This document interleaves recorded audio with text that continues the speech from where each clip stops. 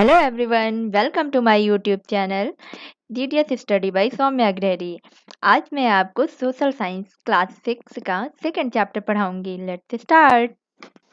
Chapter second, from hunting gathering to growing food. Second chapter में हमें ये पढ़ना है कि हंटिंग गैदरिंग से वो फूड कल्टीवेटर कैसे बने, मतलब फूड कल्टीवेटर कैसे करें, उन्होंने कल्टीवेटिंग कैसे स्टार्ट किया, मतलब फार्मर और हर्डर कैसे बने।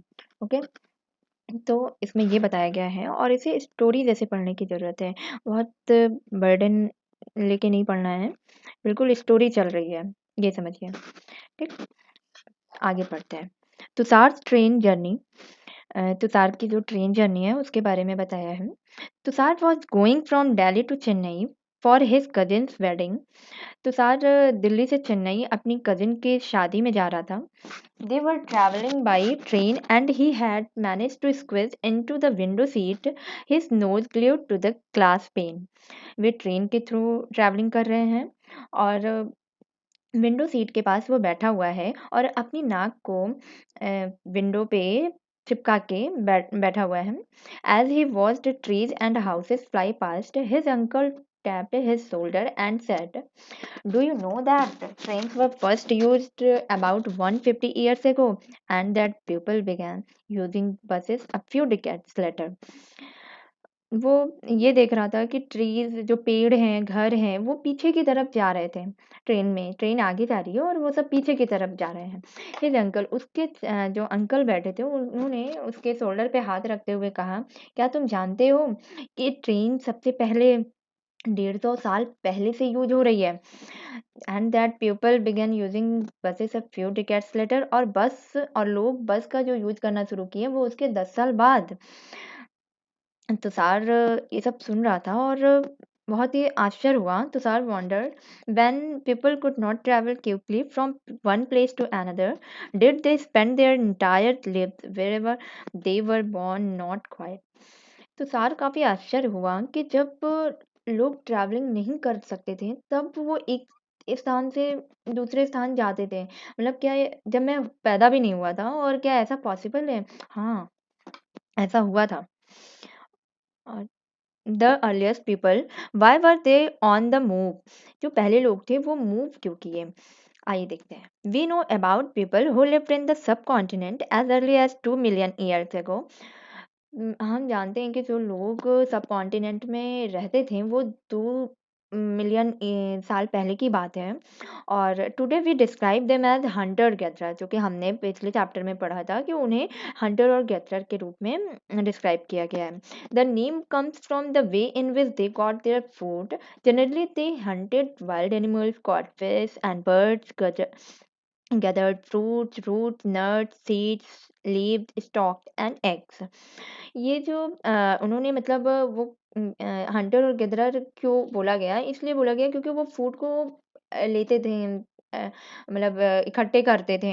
और जनरली वो करते क्या थे कि वाइल्ड एनिमल की हंटिंग करते थे, फिश और मछलियाँ पकड़ते थे, फ्रूट्स, रूट्स, नट्स हैं, बीज हैं, लीव्स हैं, और ये सब पत्तियाँ, डाल, अंडे, ये सब इकट्ठे करते थे अपने भोजन के लिए। Okay, hunter gatherers moved from one place to from place to place. There are many reasons for this. Hunter और gatherers जो थे वो place to place move तो किए, लेकिन उसके पीछे कुछ reason था। आइए देखते हैं। First, if they had stayed at one place for a long time, they would have eaten up all the available plant and animal resources. Therefore, they would have to go elsewhere in search of food. पहला reason ये था कि वो जो अपनी एक place में ही रहते-रहते बहुत टाइम हो जाता था, तो आस-पास के जो जितने भी प्लांट्स होते थे, एनिमल रिसोर्सेज़ होते थे, ये उ उसको लेते थे, खाते थे और धीरे-धीरे वो ख़त्म होने लगे।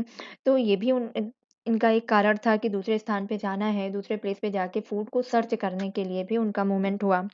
फिर सेकंड क्या था? A second animal moved from place to place, either in search for of smaller prey, or in the case of deer and wild cattle, in search of grass and leaf. That is why those who hunted them had to follow their movements.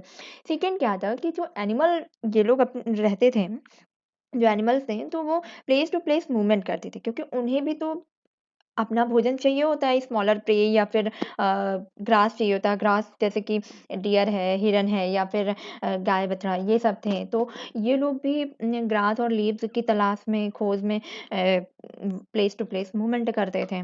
Okay, ये भी एक उनका कारण है movement करने का। और अच्छा हाँ, हंटर और गैदरर से जो फूड कल्टीवेटर बने, यानी कि फार्मर और हर्डर्स बने, वो दो, ये हंटर और गैदरर 2 मिलियन पहले की बात है, 2 मिलियन ईयर्स पहले की बात है। तो बीच में कुछ तो ऐसा हुआ होगा, इसका मतलब आगे हम पढ़ेंगे देखेंगे कि क्लाइमेट चेंज हुआ था, क्योंकि 1200 साल पहले, 1200 ईयर्स एगो क्लाइमेट चेंज हुआ था, जो कि ये फार्मर और हर्डर्स में कन्वर्ट हुए। आइए अब थर्ड रीजन देखते हैं। Third, plants and trees bear fruit in different seasons, so people may have moved from season to season in search of different kinds of plants.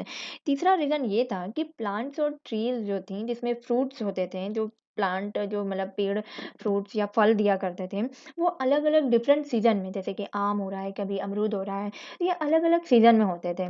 तो इसकी भी तलाश में ये अलग अलग प्लांट के सर्च में भी सीजन टू सीजन मूव करते थे, कि आज यहाँ पे आम हो रहा है तो वहाँ पे गर्मी पड़ रही है, तो इस वजह से सीजन टू सीजन वो लोग मूवमेंट करते थे। ओके, फोर्थ है, people plants people plants and animal need water to survive. Water is found in lakes, streams, and rivers. While many rivers and lakes are perennial with water throughout the year, other are seasonal. होता क्या था, fourth reason ये है कि जो लोग और जो मतलब प्लांट्स थे, एनिमल थे, सरवाइव करने के लिए तो वाटर चाहिए होता है, जल ही जीवन है। वाटर जो कि लेक्स और स्ट्रीम्स और रिवर में ही मिलता है। तो और बहुत सारी लेक्स और रिवर होती थी, वो पेरेनियल होती थी, ओके, पूरे साल देती थी। बट कुछ जो होती थी रिवर्स तो और ये स्ट्रीम्स हो गई हैं, लेक्स हो गई, ये सीजनल हुआ करती थी, जिसके कारण भी इनका मूवमेंट होता था। People living on their banks would have had to go in search of water during the dry season, winter and summer. मतलब जो लोग मतलब नदियों के किनारे ये रहा करते थे उस समय के टाइम, तो विंटर और समर, जैसे ठंडी और गर्मी का जब टाइम आता था, तो उस समय ड्राई सीजन रहता था और वाटर बहुत जल्दी से सूखने लगते थे, मतलब गर्मियों में सूखने लगते थे पानी। तो इस कारण भी ये लोग मतलब मूव कर उन्होंने मूवमेंट किया अपनी जगह से। और ये 4 रीजन हैं आपके बताए। How do we know about these people? Or मतलब हम अपने इन लोगों के बारे में कैसे जान सकते हैं? अब इनके बारे में पढ़ते हैं। Archaeologist have found some of the things hunter gatherers made and used. मतलब आर्कियोलॉजिस्ट जो थे, जो पुरातत्वविद थे, उनको कुछ चीजें ऐसी मिली जो कि हंटर और गैदरर्स बनाया करते रहे होंगे और यूज करते रहे होंगे, तो उसके थ्रू भी हमें काफी कुछ मतलब एविडेंस मिले कि कैसे क्या करते थे वो लोग, क्या यूज करते थे। So it is likely that people made and used tools of stones, wood, and bone, of which stone tools have survived best. तो ये था कि जो लोग थे वो टूल्स बनाया करते थे। टूल्स सेंस जो औजार उनके हुआ करते थे, तो वो किससे बनाते थे? जैसे कि स्टोन है, पत्थरों से बनाते थे, लकड़ियों से बनाते थे, जानवरों की हड्डियों से बनाया करते थे। तो इन सब से अपने औजार बनाया करते थे और उसे यूज करते थे। तो इसमें जो पत्थरों के जो औजार थे, ये उनके लिए ज़्यादा बेस्ट रहे होंगे, survived best. And some of these stone tools were used to cut meat and bone, scrap bark from trees, and hide animal skins, chop fruits and roots. कुछ जो स्टोन टूल्स थे वो मीट और bone को cut करने में use होते थे। जो पेड़ हुआ करते थे उसमें से पेड़ के बार्क निकालने के लिए भी यूज करते थे। एनिमल की स्किन को निकाल ऊपर की स्किन को निकालने में भी यूज करते थे। फ्रूट्स और रूट्स को काटने में यूज करते रहे होंगे। Some may have been attached to handles of bone or wood to make spears and arrows for hunting. देखिए जो इसमें कुछ जो मतलब वो थे, टूल्स थे आप इनके, तो वो बोन के हुआ करते थे। इनके जो हैंडल थे बोन की और लकड़ियों की हुआ करती थी। और टू मेक स्पीयर, स्पीयर मतलब यहाँ भाले, भाले को कहते हैं। और ये भाला बनाया करते थे हंटिंग के लिए। तो जैसे होते नहीं है कि आगे से नुकीले होते हैं थोड़े से, और लकड़ी की उनकी हैंडल रही होगी बोन या लकड़ी की, और उसको हंटिंग के लिए, शिकार के लिए यूज करते थे। Other tools were use to chop food which was use as firewood. और दूसरे जो औजार हुआ करते थे वो लकड़ियों के काटने में यूज होते थे, जिससे वो लकड़ी जलाने के काम में यूज करते थे। लकड़ी जलाते रहेंगे क्योंकि उस समय फायर का डिस्कवरी हो चुकी थी। और ठीक, wood was also use to make huts and tool. और लकड़ियों का यूज वो टूल्स में तो करते थे और हट्स बनाने में भी यूज करते थे। ओके, और यहाँ पे आप ये देखेंगे इन्होंने पिक्चर्स दी है। तो ये जैसे एक फर्स्ट पिक्चर में जो है, फर्स्ट पिक्चर में मिलेगा कि इसमें जो स्टोन से वो मतलब स्टोन टूल से वो एडिबल जो रूट्स खाने योग्य होंगी उसको वो खोद के निकाल रहे हैं ग्राउंड से, खोद के निकाल रहे हैं। देख रहे हैं ये आगे नुकीली है। और सेकंड पिक्चर में है कि ये मतलब स्टिचिंग क्लॉथ एनिमल स्किन से निकाल के वो स्टिचिंग करने में भी काम आते थे। ठीक है, अब नेक्स्ट है, अब choosing a place to live in. देखो मैप में हम देखते हैं, look at map two below एंड ये है, ये मैप दिया हुआ है, इसमें कुछ प्लेसेस दिए हुए हैं जो जिसके किनारे वो लोग रहा करते थे। तो आइए देखते हैं। All the places marked with red triangles are site from which archaeologist. देखो ये जो आर्कियोलॉजिस्ट थे तो इन्होंने इस मैप को मतलब कुछ तैयार किए हैं जो कि अलग अलग जगह हैं, जैसे साइट्स हैं। जैसे पैलियोलिथिक साइट है। अब पैलियोलिथिक साइट ऑरेंज और रेड, जैसे कि ये आपको मिल गया करनूल केव्स या हुंसगी, ये पैलियोलिथिक साइट्स उन्होंने बोले। नियोलिथिक साइट्स आपको ये ब्लू कलर के पयमपल्ली हो गया, हलूर हो गया, और ये कोडिबा हो गया, महागढ़ हो गया। और नियोलिथिक साइट्स में ये आदि चानलूर, आदि चनलूर हो गया, और फिर ब्रह्मगिरी हो गया। और ये आप अर्ली विलेज में आ जाएंगे तो अर्ली विलेज आपको, तो इसमें ये है इनाम गांव है। इनाम गांव के बारे में आप नेक्स्ट चैप्टर में पढ़ेंगे, इनाम गांव के बारे में दिया गया है। और मॉडर्न सिटीज में आपका मुंबई आ जाएगा और कलकत्ता आ जाएगा। इसके एक चार्ट आप बना लीजिए अलग अलग साइट्स के, और सिटीज वाइज या जो प्लेस है उनके नाम लिखते जाइए और याद कर लीजिएगा, बहुत इंपॉर्टेंट है कि किस साइट के किनारे कौन से सिटीज थे। ओके, और archaeologist have found evidence of Hunter gatherer. इससे भी उनको मिला कि ये बहुत सारी जगहों पे रहा करते थे, जो कि कुछ ही मैप पे दिए गए हैं, बहुत सारी जगह रही होगी। Many sites were located near source of water such as rivers and lakes।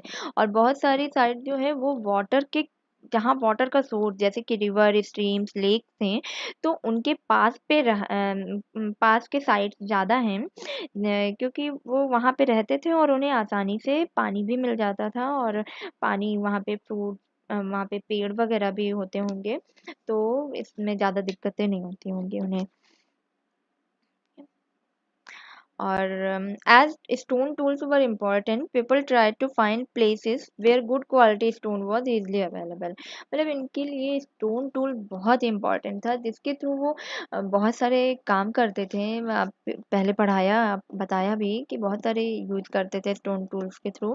और लोग ऐसी जगह ढूंढने का ट्राई करते थे जहाँ पे उन्हें अच्छी क्वालिटी के स्टोन मिल सके, आसानी से मिल सके और दिक्कत ना होने। ओके, और एक है भीमबेटका। आपने सुना होगा भीमबेटका की गुफाएं सुनी होंगी। तो ये एनसीईआरटी में आपके दिया हुआ है कि Bhimbetka in present day Madhya Pradesh, this is an old site with caves and rock shelters। People choose these natural caves because they provided shelter from the rain, heat and wind। These rock shelters are close to the Narmada Valley। ये जो भीमबेटका की गुफाएं हैं ये मध्य प्रदेश में इस समय है।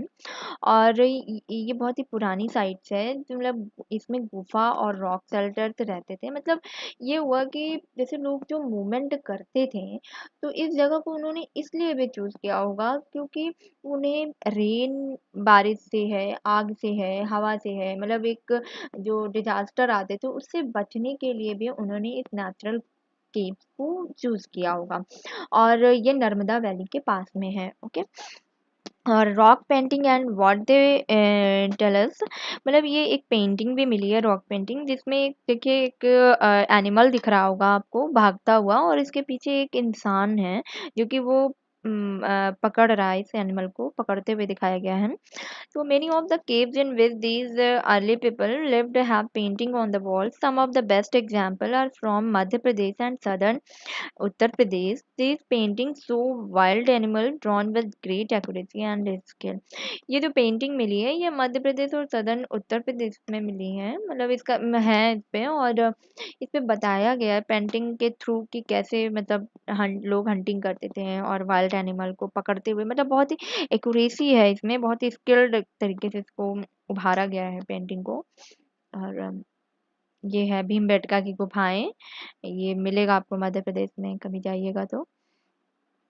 ओके। और ये है sites are places where the remain of things tools pots buildings etcetera are were found. This were made used and left behind by people. This may be found on the surface of the earth, buried under the earth, or sometimes even underwater. You will learn more about different sites in later chapter. मतलब ये सब sites जो थे, जो बहुत सारी चीज़ों मिली हैं जैसे टूल्स है, पॉट्स है, बिल्डिंग्स है, ये सब पाई गई हैं।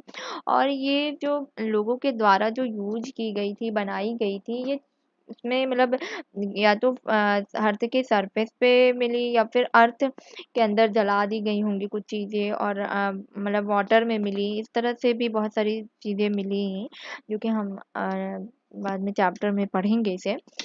और finding out about fire, find the Kurnool caves map 2 पे, जो कि अभी आपको दिखाया था कॉर्नूल कीव्स के बारे में। ये मिल गया होगा आपको कॉर्नूल केव्स, ये रेड कलर का पैलियोलिथिक साइट्स में आप रेड कलर के सिग्नल साइन में देखेंगे। ठीक। अब यहाँ पे इसके बारे में पढ़ते कॉर्नूल केव्स, ये इम्पोर्टेंट है। ओके। फायर का डिस्कवरी के बारे में बताया। Traces of ash have been found here. Kurnool caves में जो था वो एश यानी कि ये जो राख होती है उसके कुछ ट्रेसेस मिले थे।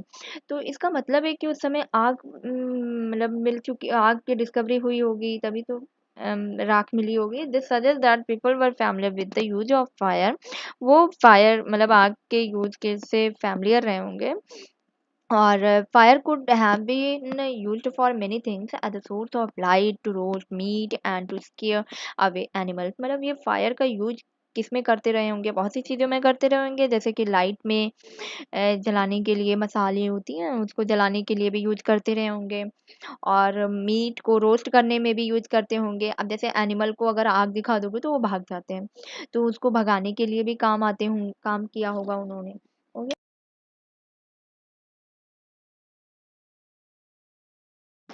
ये है name and dates. Archaeologists have given lengthy names for the time that we are studying. जो archaeologists हैं जो इस टाइम के नेम जो मतलब पढ़ रहे थे उनका उन्होंने नेम बताया होगा। They call the earliest period the Paleolithic. This comes from two Greek words, paleo meaning old and lithos meaning stone. मतलब ये जो पीरियड चल रहा था, ये जो अभी तक हम लोग पढ़ रहे थे, उसे पैलियोलिथिक बोला उन्होंने। और ये पैलियोलिथिक कहा, और दिस कम फ्रॉम, ये ग्रीक वर्ड से आया। पैलियो, पैलियो मीनिंग होता है कि ओल्ड पुराना, एंड लिथोस मीनिंग होता है स्टोन। ठीक। The name point two the importance of finds of stone tools. ये जो नेम पड़ा ये स्टोन टूल्स के इम्पोर्टेंस के थ्रू पड़ा। और इसको आप स्टोन एज भी कह सकते हैं। The Paleolithic period extend from 2 million years ago to about 12,000 years ago। Paleolithic जो था पीरियड वो 2 मिलियन ईयर एगो से लेकर के 12,000, मतलब आज से 2 मिलियन साल पहले से 12,000 साल पहले तक पैलियोलिथिक पीरियड था और this long stretch of time is divided into the lower middle and upper Palaeolithic. ये जो पैलियोलिथिक है इसे तीन उसमें डिवाइड किया गया है, lower Palaeolithic, middle Palaeolithic and upper Palaeolithic.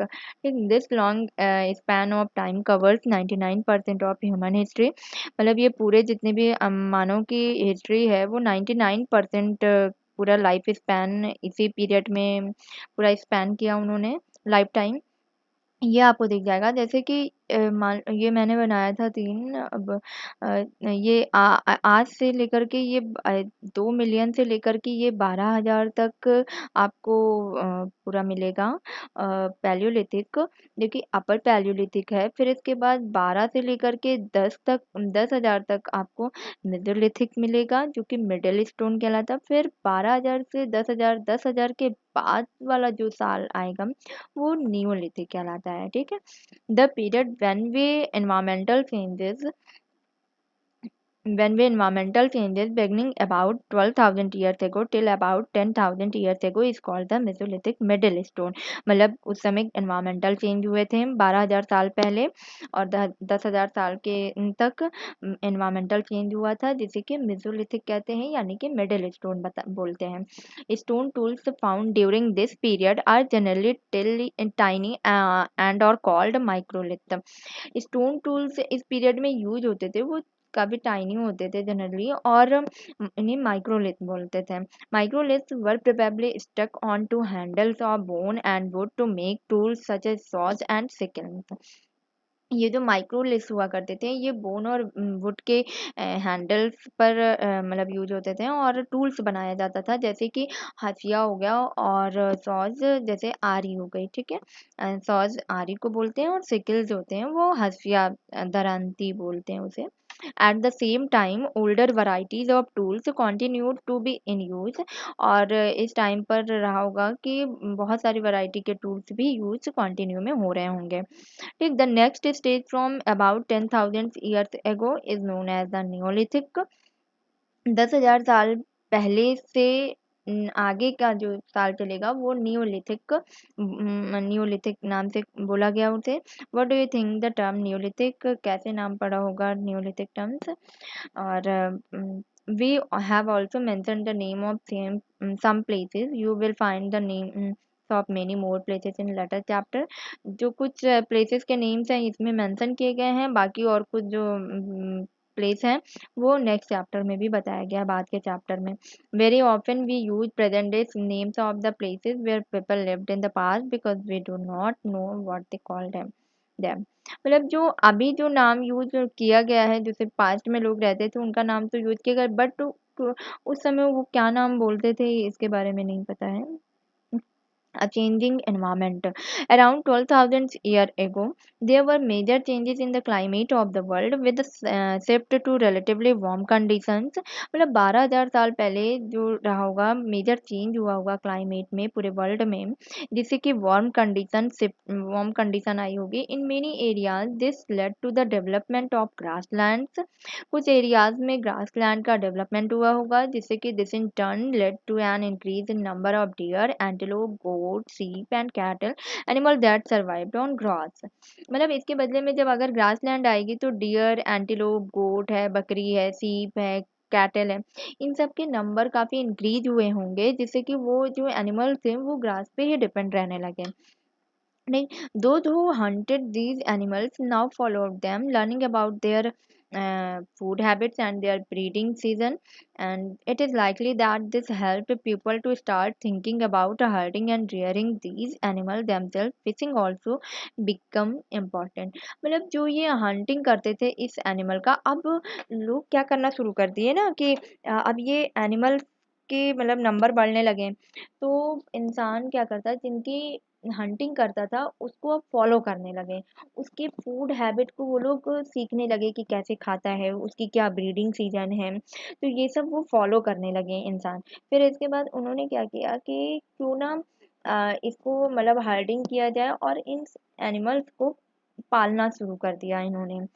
ठीक, फिशिंग, और इसमें इनका फिशिंग बहुत इम्पोर्टेंट था, जो कि मत्स्य पालन बोलते हैं उसे, बहुत इम्पोर्टेंट है। The beginning of the farming and herding, this was also a time when several green bearing grasses including wheat, barley and rice grew naturally in different parts of the subcontinent। मतलब ये वो भी time था जब बहुत सारी Green's हैं, जैसे कि ग्रासेस है, और इंक्लूडिंग जैसे मतलब वीट है जिसमें ग्रास टाइप के जो ग्रेन्स होते हैं, जैसे वीट हो गया, बार्ली हो गया, राइस हो गया।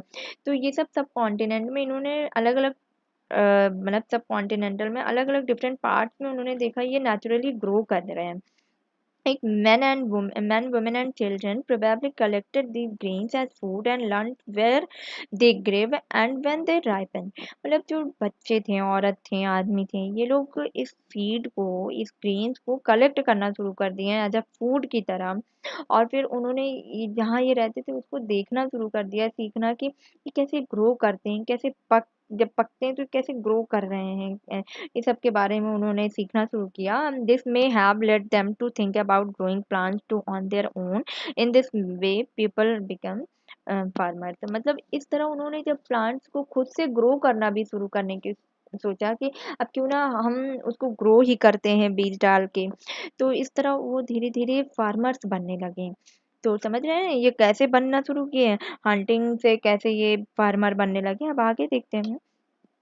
People could also attract and then tame animal by leaving food for them near their shelters। तो मतलब ये जो लोग, जब लोग ये एनिमल जो पालतू जानवर थे उसे मतलब उसे जब उन्होंने देखा, उनकी हैबिचुअल को देखा, उनके हैबिट्स को देखा, फूड हैबिट को, तो ये काफ़ी उनको अट्रैक्ट करने लगे। मतलब वो अपने घर के बाहर छोड़ देते थे, खाना छोड़ देते थे, और इस तरह एनिमल जो होते थे वो उसके प्रति अट्रैक्ट होते थे, और मतलब वही शेल्टर के, तो फिर वो बार बार आने लगे उस भोजन को प्राप्त करने के लिए। एनिमल्स बार बार आने लगे, और इस तरह the first animal to be tamed was the wild ancestor of the dog. अब फर्स्ट एनिमल जो कि पालतू जानवर था हमारा, उसको वो कुत्ता ही था, डॉग, और आज भी है पालतू। Later people encouraged animals that were relatively gentle to come near the camps where they lived. फिर बाद में क्या हुआ कि लोग जो थे वो एनिमल्स को मतलब पालना शुरू कर दिए, अपने कैंप्स के पास ही रखना शुरू कर दिए कि उनसे। और these animals such as sheep, goat, cattle and also the pig lived in herds and most of them eat grass। ये एनिमल जैसे कि sheep हुआ करते थे, गोट, कैटल, पिग, ये लोग क्या होते थे कि ये हर्ड्स में रहते थे वहीं पे और ग्रासेस वगैरह खाते थे। ठीक, उन्हें ग्रास भी मिल जाती थी, और वो एनिमल्स को मतलब पीपल को क्या था कि वो अपन उनको रखते भी थे, और उन्हें ग्रास भी मिल जाती थी, और इस तरह उनकी प्रोटेक्शन भी होती थी, जो कि आगे पढ़ेंगे। Often people protected these people from attacks by other wild animals। This is how they became herders। मतलब ये जो एनिमल्स थे ये इनको मतलब ये लोग जो थे ये एनिमल्स को प्रोटेक्ट करना शुरू कर दिए दूसरे वाइल्ड एनिमल से।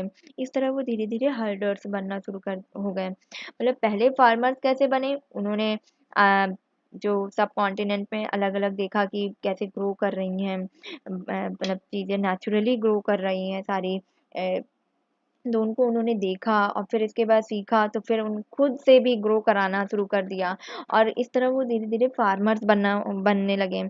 फिर लोगों ने एनिमल्स को भी देखना शुरू किया कि एनिमल्स कैसे फूड की तरफ अट्रैक्ट होते हैं, और उनको भी ज़रूरत होती है फूड की, और कैसे मतलब वो अपने घर के बाहर खाना छोड़ देते थे, वो आते थे उसी टाइम पे, और इस तरह वो मतलब फिर जानवरों को भी पालना शुरू कर दिए, इस तरह वो हर्डर्स बन गए।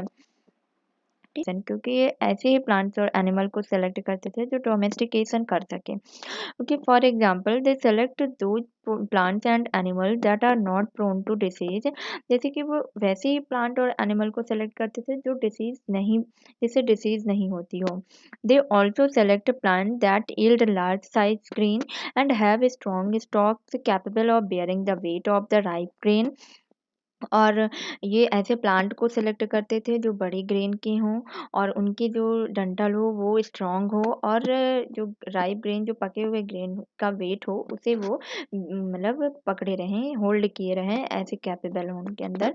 तो ऐसे प्लांट को वो सेलेक्ट करते थे। Seed from selected plants are preserved and sown to ensure that new plants will have the same qualities. और ये जो सेलेक्टेड प्लांट के जो सीड्स हुआ करते थे उसे ये प्रिजर्व करना शुरू कर दिए, ताकि बाद में भी न्यू प्लांट इसी सेम क्वालिटी को भी फिर से उसे उगाया जा सके, फिर से वो ग्रो करा सके। Amongst animal, those that are relatively gentle are selected for breeding. As a result, gradually domesticated animals and plants become different from wild animals and plants. ये जो एनिमल्स थे जो इन्होंने पालना शुरू किया, तो वो काफ़ी जो जेंटल हुआ करते थे उसको उन्होंने शांत हुआ करते थे उसे उन्होंने ब्रीडिंग के लिए सेलेक्ट किया। और फिर हुआ क्या, ये जो धीरे धीरे डोमेस्टिकेशन का प्रोसेस चल रहा था, और डोमेस्टिकेटेड जितने पालतू जानवर और प्लांट्स थे ये वाइल्ड एनिमल और प्लांट से बिल्कुल डिफरेंट दिखने लगे। For example, the teeth and horns of wild animals are usually much larger than those of domesticated animal. जो जंगली जानवर हुआ करते थे उनके जो टीथ और हॉर्न्स थे वो काफ़ी बड़े हुआ करते थे जो पालतू जानवरों की तुलना में। आपको ये पिक्चर्स में छोटे टीथ ये दिख रहे होंगे और ये बड़े दिख रहे होंगे। इसमें आपको बताना है कि कौन से इसमें वाइल्ड एनिमल के होंगे और डोमेस्टिकेटेड एनिमल के होंगे। Okay. And domestication was a gradual process that took place in many parts of the world. It began about 12,000 years ago. Domestication का प्रोसेस जो था वो धीरे धीरे पूरे वर्ल्ड में प्रोसेस चल रहा था, अलग अलग पार्ट में ये धीरे धीरे प्रोसेस चल रहा था। And it began about 12,000 year ago. ये 12,000 साल, 12,000 साल पहले की बात है। और virtually all the plants and animal produce that we use as food today is a result of domestication। और ये जो एनिमल प्लांट जो आज हम फूड खा रहे हैं वो कहीं ना कहीं डोमेस्टिकेशन का ही रिजल्ट है। Some of the earliest plant to be domesticated were wheat and barley, and the earliest domesticated animal include sheep and goat। ये डोमेस्टिकेटेड जो प्लांट थे उसमें सबसे पहले उन्होंने wheat और barley थे, और डोमेस्टिकेटेड एनिमल्स में sheep और goat था। Okay. A new way of life. If you plant a seed, you will notice that it takes some time to grow. This may be for several days, weeks, months, or in some cases years। मतलब ये जो plant हम जो seed देख plant हैं जो plant करते हैं उसमें हमने नोटिस किया होगा कि ग्रो करने में बहुत टाइम लगता है। कभी कभी ये कुछ दिन हो जाते हैं, महीने हो जाते हैं, हफ्ते हो जाते हैं, बट कभी कभी साल भी हो जाते हैं। Okay. When people began growing plants, it means that they had to stay in the same place for a long time, looking after the plants, watering, weeding, and driving away animals and birds till the grain ripened, and then grain had to be used carefully। मतलब जब उन्होंने plant को grow कराना शुरू किया तो इसका मतलब ये था कि वो सेम प्लेस पे बहुत दिनों तक रुके रहते होंगे, और प्लांट्स की उन्होंने प्लांटिंग शुरू की होगी, फिर उसे वाटरिंग देना, उसकी वीडिंग कराना, और एनिमल और बर्ड्स को इनसे दूर रखना जब तक कि आपका ग्रेन पक ना जाए, तब तक उसे पूरे प्रोसेस में रखना। और and then grain had to be use, फिर इसे ग्रेन को केयरफुली यूज करना। ओके। ये इन्होंने ये देखिए when with grain was used दिया हुआ है कि ये जो ग्रेन थे वो कैसे यूज किए, किस तरीके से यूज किए होंगे, या तो as a seed, as a food, या किसी को गिफ्ट देने के लिए। जैसे कि हमने आपको दे दिया है ये सीड दे दी, ग्रेन दे दिया, उसके बदले में हमने उनसे दूसरा सामान ले लिया, ऐसा हुआ करता था पहले, आज भी होता है बहुत जगह। स्टोर्ड फॉर, और फूड के लिए उसे स्टोर करना। ठीक। as grain had to be stored for both food and seed, people had to think of ways of storing it. In many areas, they began making large clay pots or ropes, baskets, or dug pits into the ground. ये जो grain हुआ करते थे इसे उन्होंने food और seed जो थे इसको स्टोर करने का सोचा उन्होंने, और स्टोर करने के अलग अलग तरीके थे। जैसे बहुत सी जगह में थे कि ये लार्ज क्ले पॉट्स में रखते थे, बनाया उन्होंने, बास्केट को बुनना शुरू किया, और ग्राउंड के धरती के अंदर जब उन्होंने खोद के पिट्स बनाया तो उसमें भी उन्होंने स्टोर करने की सोची होगी। And rearing animal, animal multiply naturally, animal उन्होंने नेचुरली जब मल्टीप्लाई करने लगे तो besides if they are looked after carefully they provide milk which is are important source of food and meat whenever required. मतलब इसके अलावा ये था कि उन्होंने जब उसको केयरफुली देखा कि वो मतलब वो प्रोवाइड मिल्क प्रोवाइड किया करते थे, जो कि फूड का एक इम्पॉर्टेंट सोर्स था, फूड और मीट का, और जो उन्हें की ज़रूरत होती थी इसकी, तो उन्हें मिलने लगा। और दूसरे शब्दों में कहें तो animal that are reared can be used as store of food, मतलब एनिमल को उन्होंने पालना इसलिए भी शुरू किया क्योंकि वो भोजन का स्टोरेज की तरह उन्होंने यूज किया। Okay, finding out about the first farmers and herders. अब map two, you will notice a number of blue squares, हमने आपको दिखाया होगा ब्लू स्क्वायर में। एंड आगे पढ़ते पहले, इस मार्क का site from where archaeologists have found evidence of early farmers and herders, these are found all over the subcontinent and some of the most important ones are in the northwest, in present day Kashmir, and in east and south India। ये जो mark बनाए गए हैं जो archaeologist के through farmers और herders के evidence मिले होंगे, ये ब्लू में ये मैप में देखते हैं।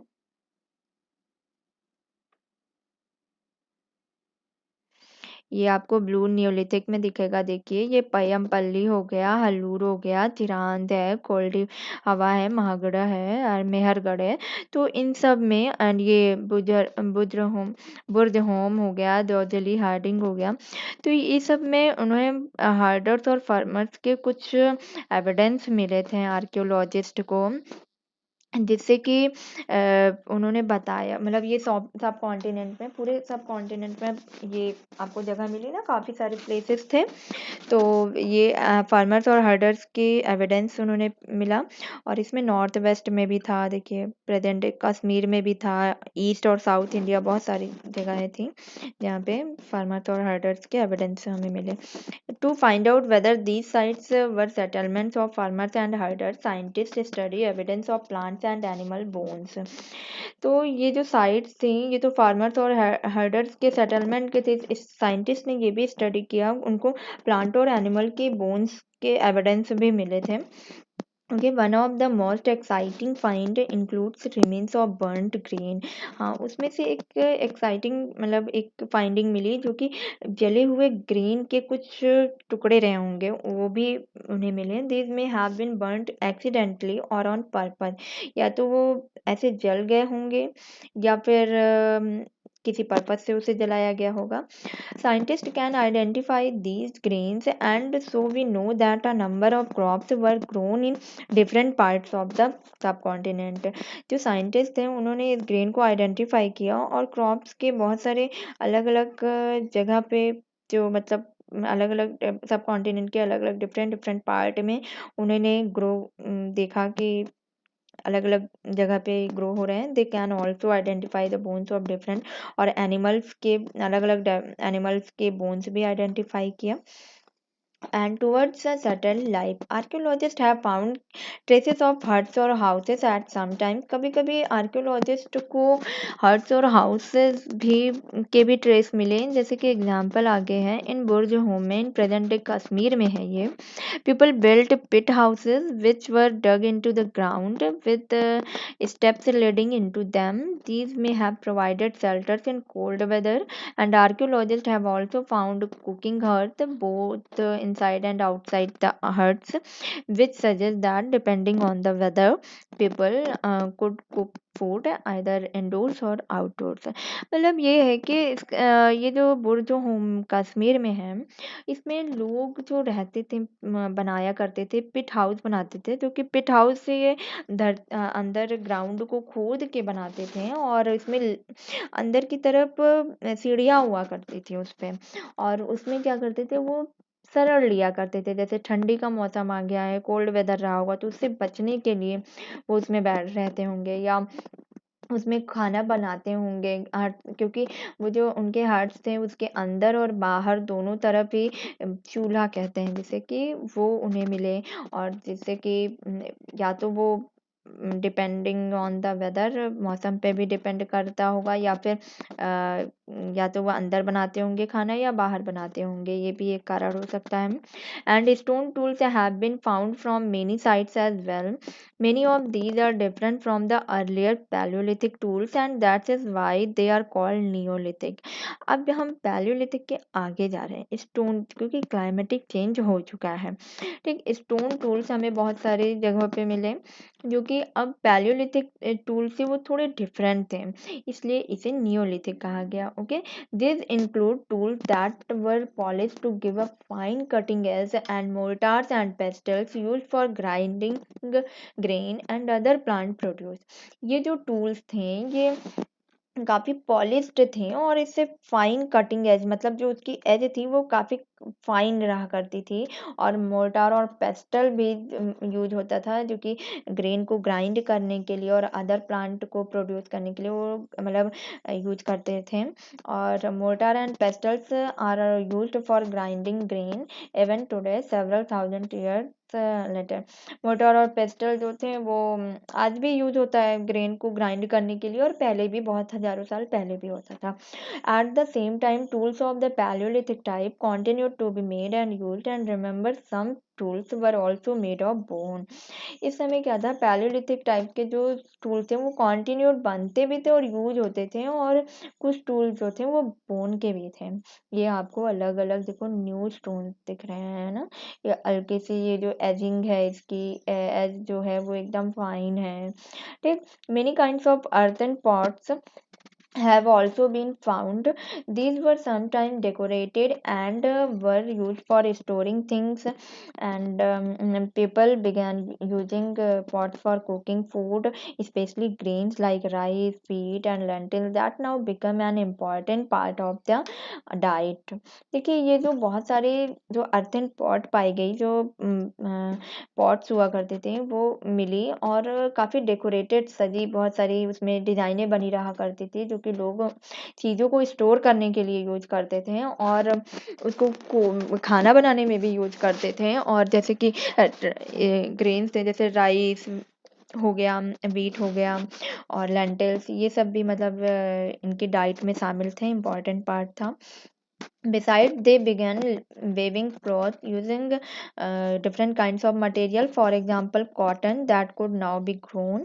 देखिए कॉटन का भी उस समय डिस्कवरी हो चुकी थी, और वो अपनी जो कपड़े बुनते थे वो मटेरियल में कॉटन भी यूज होता था। जैसे ये देखिए, ये आपको पॉट्स दिख रहा है ना, इस पॉट्स को भी उन्होंने स्टोर किया होगा, इसमें बहुत सारी चीज़ें या तो खाना बनाने में यूज करते होंगे या चीज़ों को स्टोर करने में। Did things change everywhere and all at once? Not quite. In many areas, men and women still continue to hunt and gather food, and elsewhere, people adopted farming and herding slowly over several thousand year. बहुत area में ये होता था कि जो आदमी और औरत थे वो कॉन्टिन्यूड जो थे वो फूड और मतलब फूड और एनिमल को मतलब हंट और गैदर करने लगे, और धीरे धीरे फिर वो फार्मिंग और हार्डिंग में मतलब चेंज होने लगे हैं बहुत हजारों साल पहले। Besides in some cases people try to combine these activities doing different things during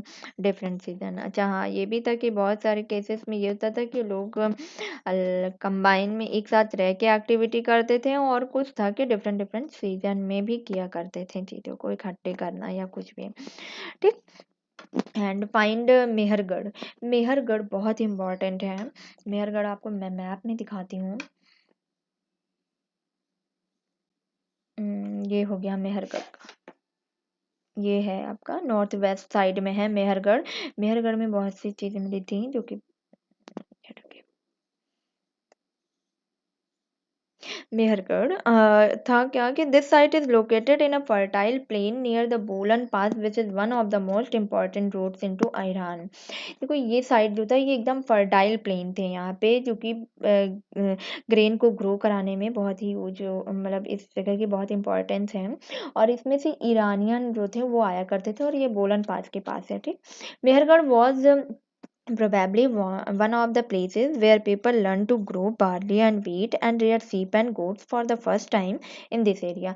Mehrgarh ही ऐसी जगह है जहाँ पे सबसे पहले वीट और बार्ली का ग्रो कराना लोगों ने सीखा, और सीप और गोट को फर्स्ट टाइम उन्होंने पालना शुरू किया था। Okay, it is one of the earliest village that we know about. At this site many animal bone were found, bone at wild animals such as the deer, pig and also bones of sheep and goats are were found। ये इसके जो ये गांव था बहुत ही पुराना था, जो गांव जिसके बारे में हम पढ़ रहे हैं। एट दिस साइट, इस साइट पे क्या था, बहुत सारी एनिमल बोन भी मिली, जैसे कि वाइल्ड एनिमल डियर और पिग की भी मिली, और सीप और गोट के भी बोन्स मिले थे। Okay, other finds at Mehrgarh include remains of square or rectangular houses। Each house had four or more compartments, some of which may have been used for storage। ये देखिए आपको दिखेगा ये मेहरगढ़ पे ये ऐसे कुछ तरीके के स्क्वायर और रेक्टेंगुलर शेप में हाउस हुआ करते थे, जो कि चार, ये देखिए बहुत सारे कंपार्टमेंट चार जैसे बनाए, जैसे इसमें कोई भी चीज़ उन्होंने स्टोर करके रखी हुई है, बहुत सारे है ना, स्टोरेज के लिए भी यूज किया है। और आगे है कि when people die their relatives and friends generally pay respect to them, people look after them perhaps in the belief and there is some form of life after death। मतलब जब लोग मर जाते थे या उनके रिलेटिव्स खत्म हो जाते थे या उनके फ्रेंड, तो उसकी वो लोग बहुत रिस्पेक्ट किया करते थे। लोग उसको मतलब इस काफी उन्हें हो जाते थे या उनके फ्रेंड, तो उसकी वो लोग बहुत रिस्पेक्ट किया करते थे। लोग उसको मतलब इस काफ़ी उन्हें बिलीव पे, कहते नहीं है कि आजकल हम लोग जलाते हैं तो पूरे संस्कार करते हैं, वैसे ही वो सब भी करते थे। Burial is one such arrangement, several burial sites have been found at Mehrgarh. बहुत सारे साइट्स इस पे बेरियल साइट्स जो थे वो मेहरगढ़ पे मिले हैं। In one instance the dead person was buried with goats which were probably meant to serve as food in the next world।